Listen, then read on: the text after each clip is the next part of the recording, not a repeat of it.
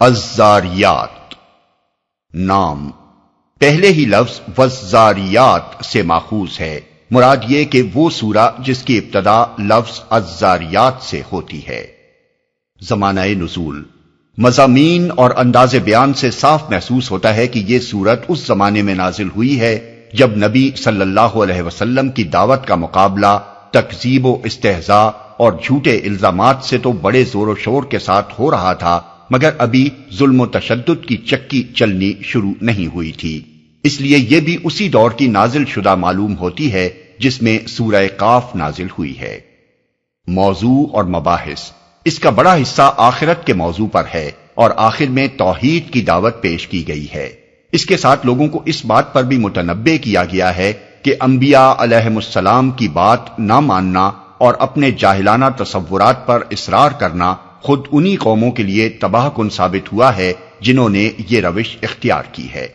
آخرت کے متعلق جو بات اس سورہ کے چھوٹے چھوٹے مگر نہایت پرمانی فقروں میں بیان کی گئی ہے وہ یہ ہے کہ انسانی زندگی کے معال و انجام کے بارے میں لوگوں کے مختلف اور متضاد عقیدے خود اس بات کا صریح ثبوت ہیں کہ ان میں سے کوئی عقیدہ بھی علم پر مبنی نہیں ہے، بلکہ ہر ایک نے قیاسات دوڑا کر اپنی جگہ جو نظریہ قائم کر لیا اسی کو وہ اپنا عقیدہ بنا کر بیٹھ گیا۔ کسی نے سمجھا کہ زندگی بعد موت نہیں ہوگی،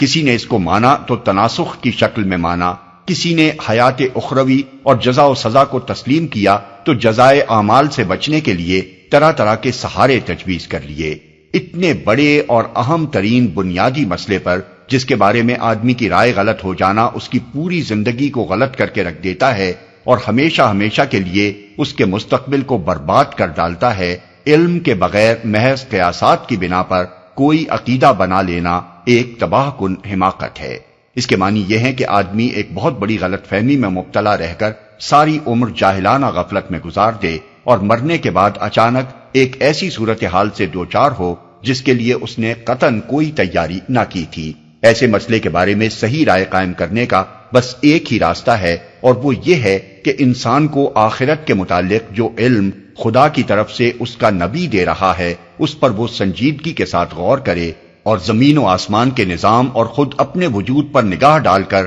کھلی آنکھوں سے دیکھے کہ کیا اس علم کے صحیح ہونے کی شہادت ہر طرف موجود نہیں ہے۔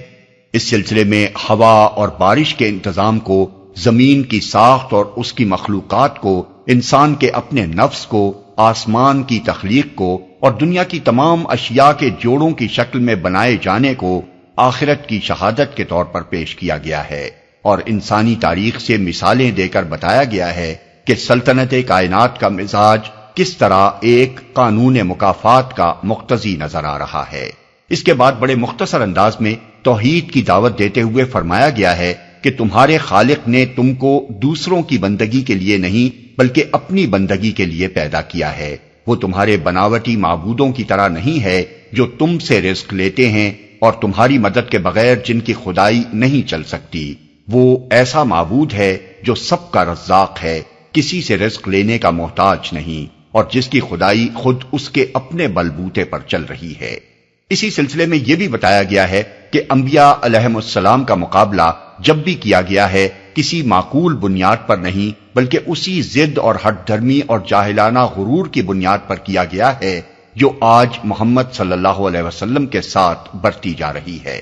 اور اس کی محرک بجز سرکشی کے اور کوئی چیز نہیں ہے۔ پھر محمد صلی اللہ علیہ وسلم کو ہدایت فرمائی گئی ہے کہ ان سرکشوں کی طرف التفات نہ کریں اور اپنی دعوت و تذکیر کا کام کیے جائیں، کیونکہ وہ ان لوگوں کے لیے چاہے نافع نہ ہو مگر ایمان لانے والوں کے لیے نافع ہے۔ رہے وہ ظالم جو اپنی سرکشی پر مصر رہیں تو ان سے پہلے اسی روش پر چلنے والے اپنے حصے کا عذاب پا چکے ہیں اور ان کے حصے کا عذاب تیار ہے۔